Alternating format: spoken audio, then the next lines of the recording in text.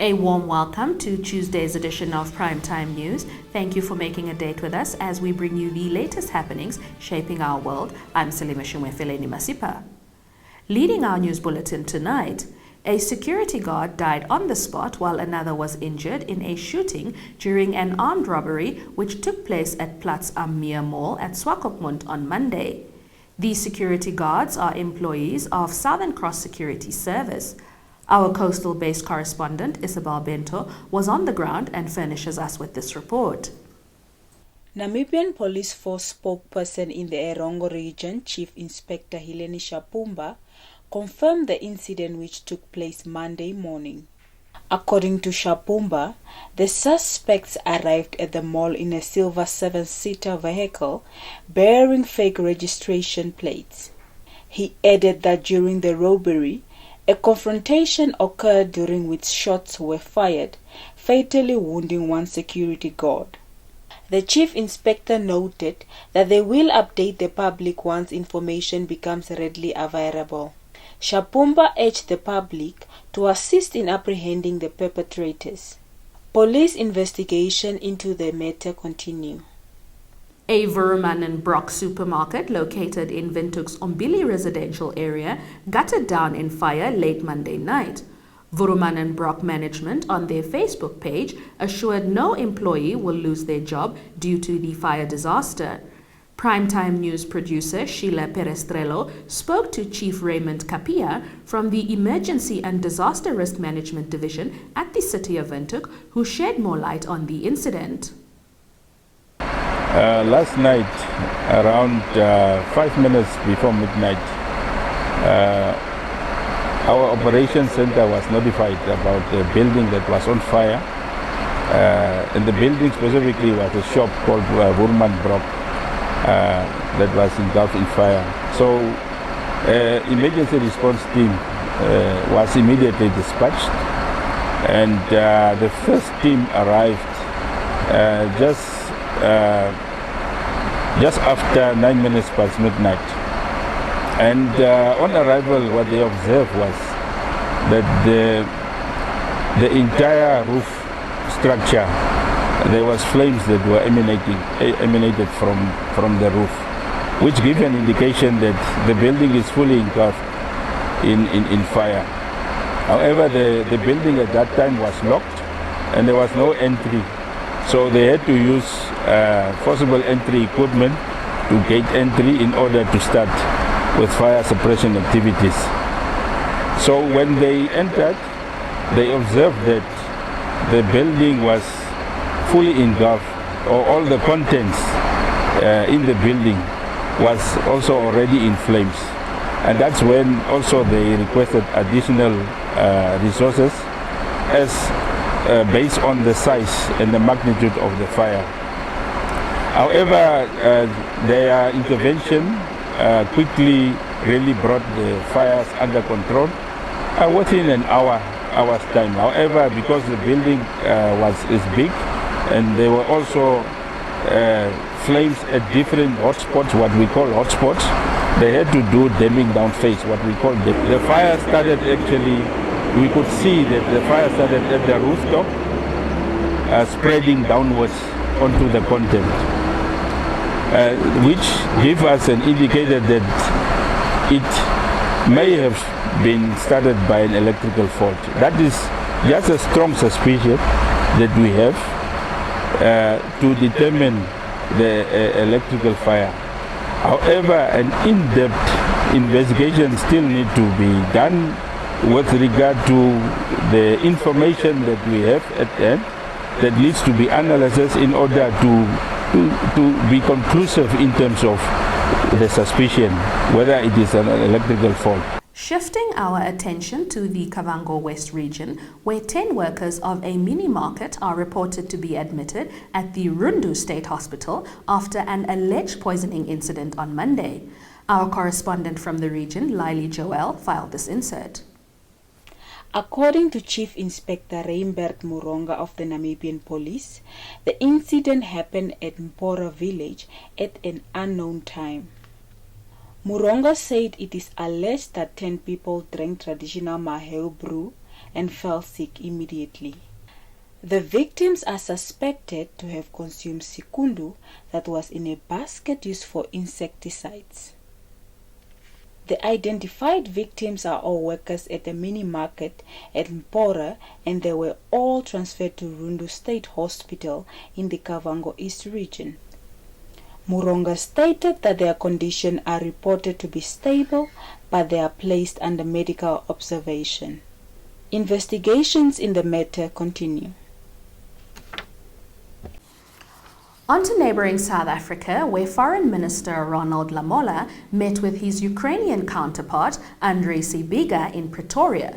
Both men discussed bilateral cooperation between their two countries, as well as the ongoing conflict with Russia.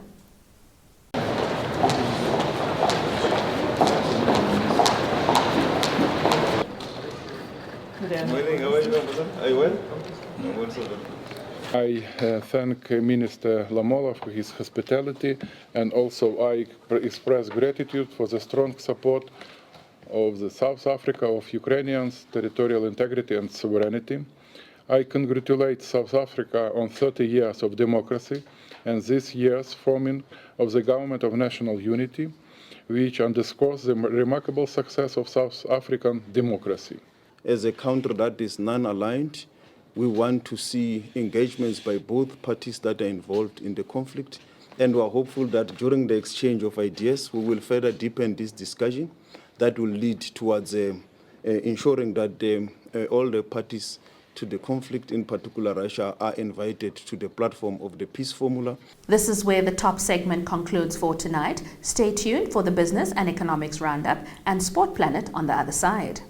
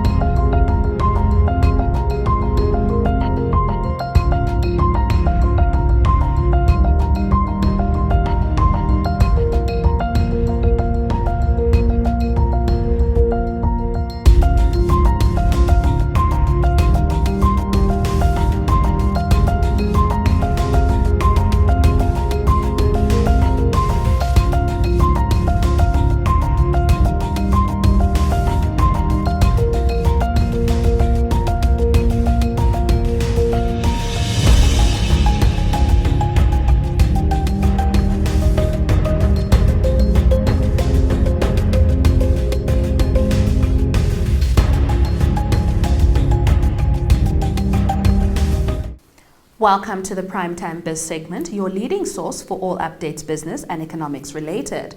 The Xaras Regional Council, in collaboration with the Keetmanshoop Municipality on Monday, broke ground for the envisaged Keetmanshoop Urban Brickmaking Project.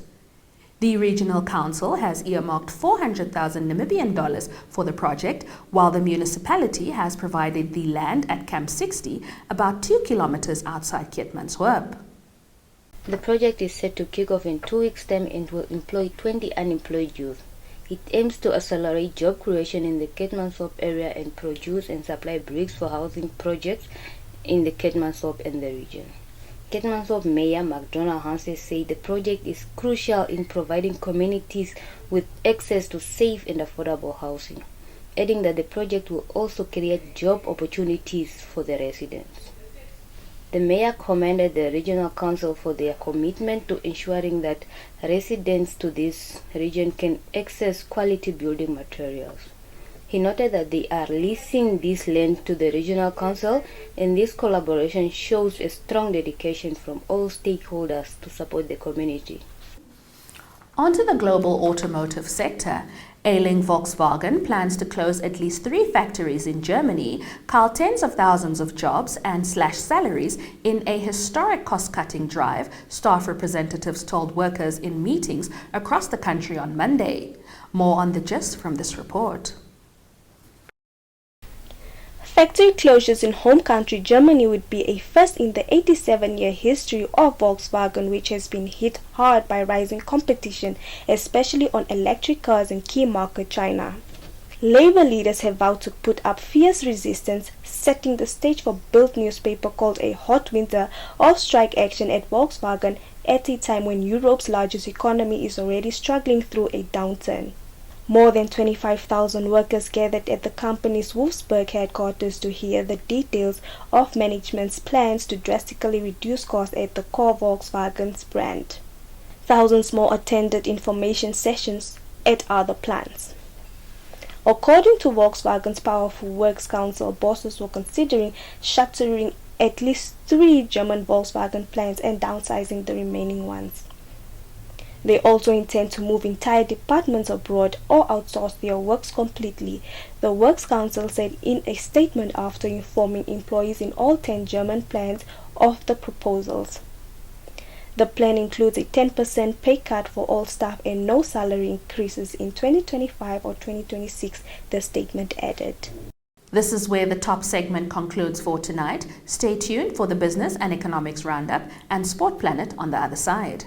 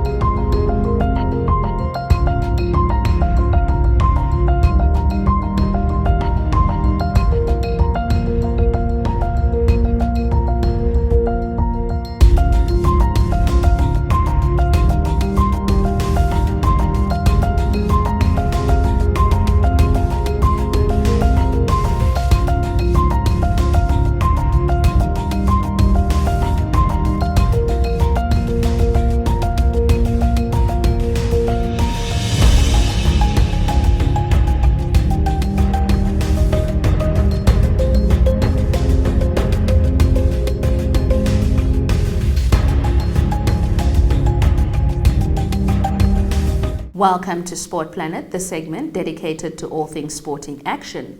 The Ballon d'Or Awards headline the segment.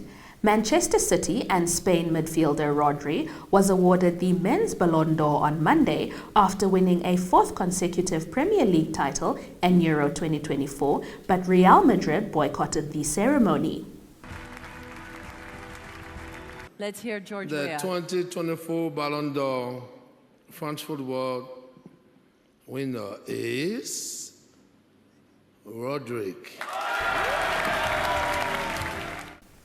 The decision to award the prize for the world's best player to the midfielder came as a surprise, with Real Madrid's La Liga and Champions League double winner Vinicius Jr. widely seen as the favorite. Hours before the ceremony in Paris, the Spanish club announced its delegation would not attend the ceremony at Châtelet Theatre because of what it perceived as a snub of Vinicius.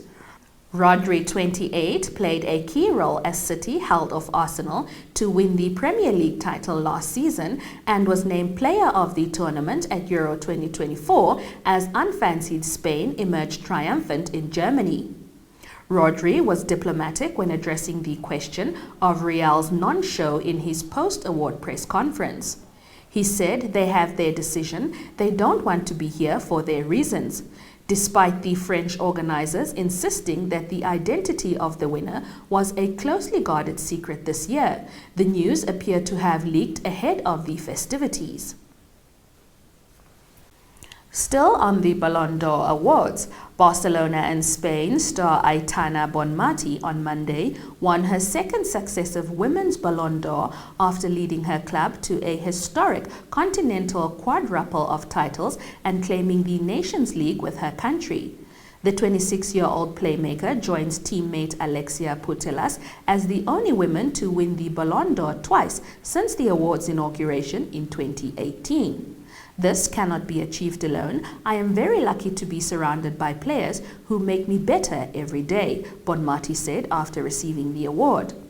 Already considered an all-time great of the women's game, Bonmati was the standout performer as Barcelona romped to a trophy-laden 2023-2024 season.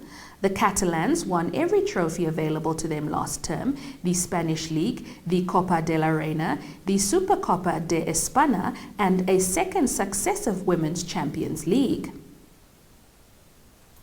Stay tuned for your sports roundup.